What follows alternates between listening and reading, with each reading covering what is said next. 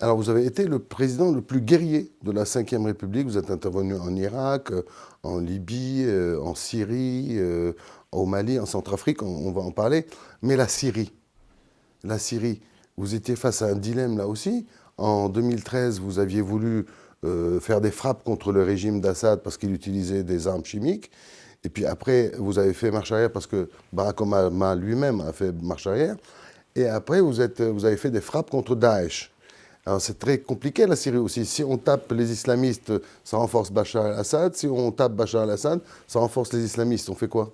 Enfin, en août 2013, si on avait frappé Bachar el-Assad et ses installations, il n'y aurait pas eu la création de l'État islamique et des groupes radicaux en Syrie. Je ne dis pas qu'ils n'existaient pas, mais il n'aurait pas pu avoir de prise sur une partie de la population.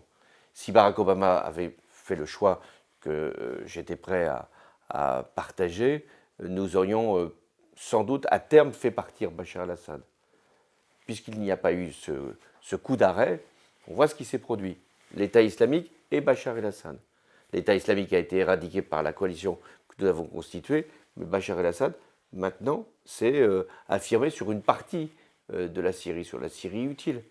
C'est d'une certaine façon une victoire pour les Russes, une victoire pour Les Iraniens? les Iraniens, et une défaite pour l'Occident. Et au-delà de ses intérêts géostratégiques, une défaite pour l'idée que l'on se fait des droits humains, puisque Bachar el-Assad a massacré son peuple, puisqu'il a utilisé des armes chimiques, puisqu'il continue encore à agir. Donc on voit bien qu'il y a eu par défaut de l'intervention. Vous disiez, j'ai été un des présidents qui a voulu le plus intervenir. Mais oui, il faut intervenir à un moment où c'est nécessaire. Et si on n'intervient pas, bah, d'autres le font à notre place. Et regardez ce qui se passe dans votre région. Et regardez comment l'Iran notamment, pas seulement l'Iran, arrive à porter un certain nombre d'actions et avoir des résultats. Dans votre livre, vous parlez aussi de la renaissance des empires, notamment l'Empire russe. Là, c'est un exemple concret. Oui, on a l'Empire russe, on a aussi la Turquie. La Turquie, l'Iran. On voit bien l'Iran, on voit bien comment ces trois empires se partagent cette partie-là de la région.